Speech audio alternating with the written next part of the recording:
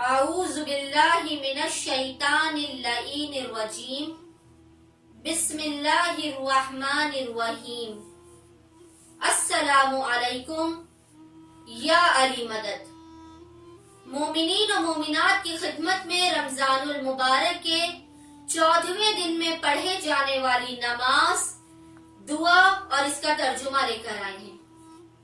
رمضان المبارک کے 14ویں دن میں جو نماز پڑھی جائے گی، اس نماز کی فضیلت یہ ہے کہ اس نماز کو پڑھنے والے کو خداوند متعال لوگوں کے نزدیک صاحب عزت و سرفراز کر دے گا۔ لوگوں میں اس کی عزت، اس کا وقار، اس کا مقام و مرتبہ تمام سال بلند رہے گا۔ اللہ اکبر۔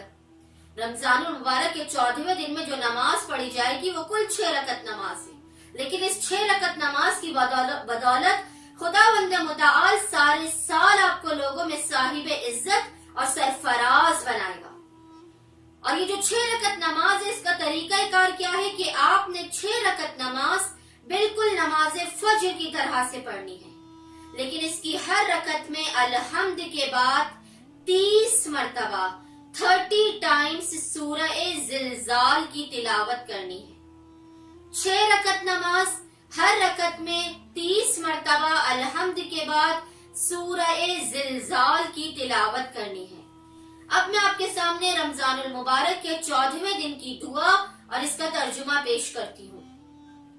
بسم اللہ الرحمن الرحیم اللہم لا تؤاخذنی فیہ بالعثرات وأقلنی فیہ من الخطایا والحفوات ولا تجعلنی فیہ عرضا للبلایا والآفات بعزتک یا عز المسلمین۔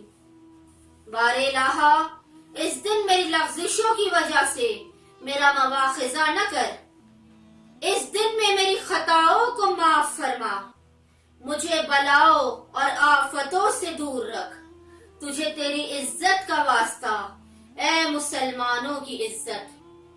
امید کرتی ہوں کہ مومنین و مومنات پورے سال لوگوں کی نظروں میں باعث عزت و سرفراز رہنے کے لیے، اپنے وقار کو بڑھانے کے لیے، اپنی عزت کو بڑھانے کے لیے رمضان المبارک کے 14ویں دن کی اس 6 رکعت نماز کو اور اس دعا کو لازماً پڑھیں گے۔